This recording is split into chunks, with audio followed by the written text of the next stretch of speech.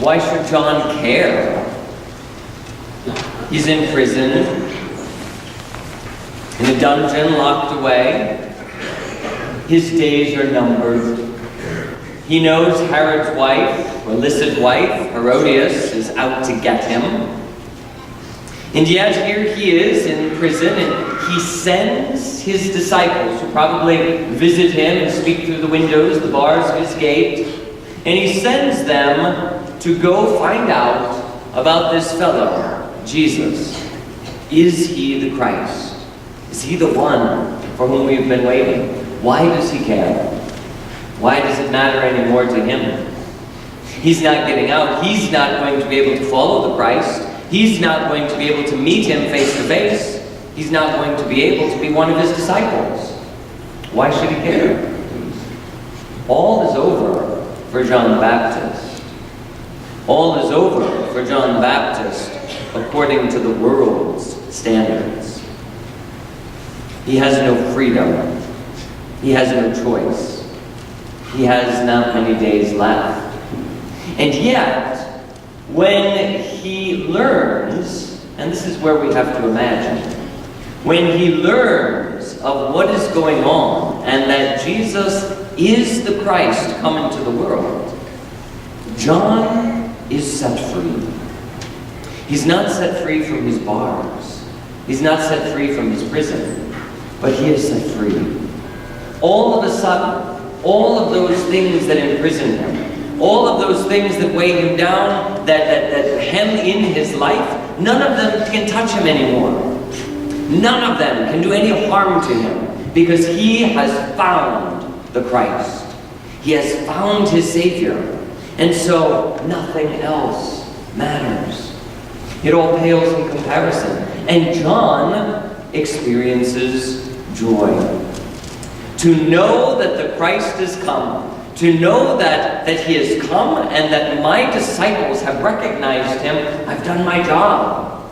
And to know that he is now at work in the world, bringing about the salvation long promised, well then I'm free. Even though it may not affect my earthly standing, I know now that I have a heavenly standing. That Herod can do nothing to me anymore. This prison cell can limit me no more. They cannot take away my joy. They cannot take away my freedom. I am free. And so John the Baptist experiences, even while imprisoned, the freedom of knowing the Christ. But Jesus, in revealing himself to Christ, does so in a roundabout way, doesn't he? As John sends his disciples, go ask him if he is the one for whom we wait. Jesus doesn't answer, yes, I am, or no, I'm not. But rather, he answers a different question. Well, what do you see? You see the blind seeing again. You see the deaf hearing. You watch cripples walk, and so on and so forth. These are the things you see. Now you tell me if I am the Christ. And that's the key to setting us free. Because like John the Baptist, we too are imprisoned in the world's dungeon. We too are facing limitations, the bars of our own gates, whatever they are. We all have those things that hem us in. We all have those things that keep us down. We have a darkness that surrounds us in some way, and some days more than others. The world holds us back. And yet, to look and see the works of Christ happening, to acknowledge that this man is not only the Christ, but he is my Savior, that sets us free. The world can no longer hold us back.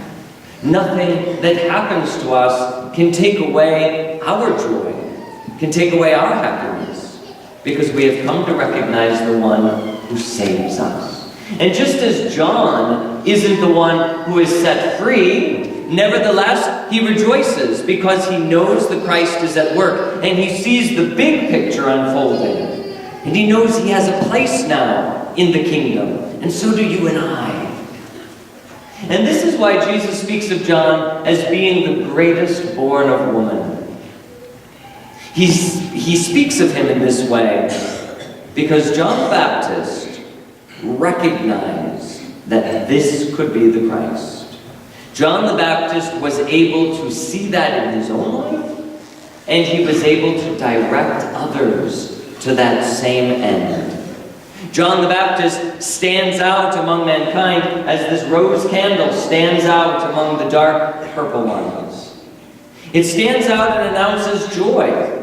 It stands out and says, I'm different than all of the rest.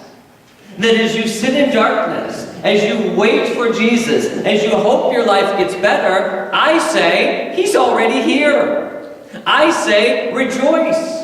I say, look around you and count your blessings and recognize what is good and see how Christ is working in the world, as opposed to the darkness that wants to shout him out.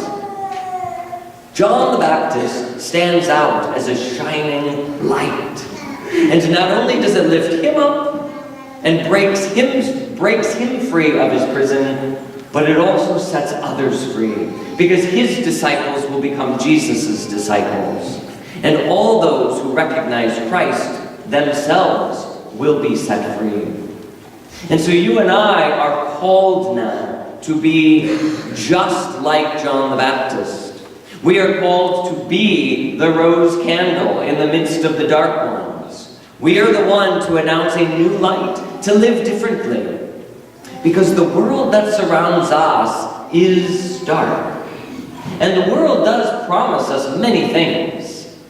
There are many keys that say, I'll get you out of your prison of unhappiness. I'll get you out of your prison of depression. I'll get you out of your prison of pain. Do this thing.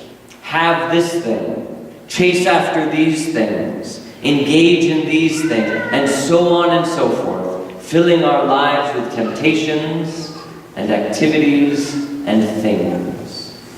And none of them satisfy. And they keep us in our prison. Because they are not the one for whom our heart truly desires. John, in his prison, recognized that. And as soon as he did, his prison was no longer a prison. It was a home, because Christ dwelt with him. Wherever you find yourself, Christ is already with you. He has already saved you. He has already lifted you up. You can choose to focus on the bars and the locks and the darkness, or we can see the light. We can see the blind able to see and the deaf able to hear. And we can look into ourselves and find we are saved. And it gives us joy. The rose candle stands out among the others. The Christian must stand out among the others. As Christ himself said, John may be the greatest born of woman, but the least in the kingdom is even greater than he. And that person is you. So be the one that is the child of God, who shines the light into the darkness, least in the kingdom perhaps, but greater than this world can offer.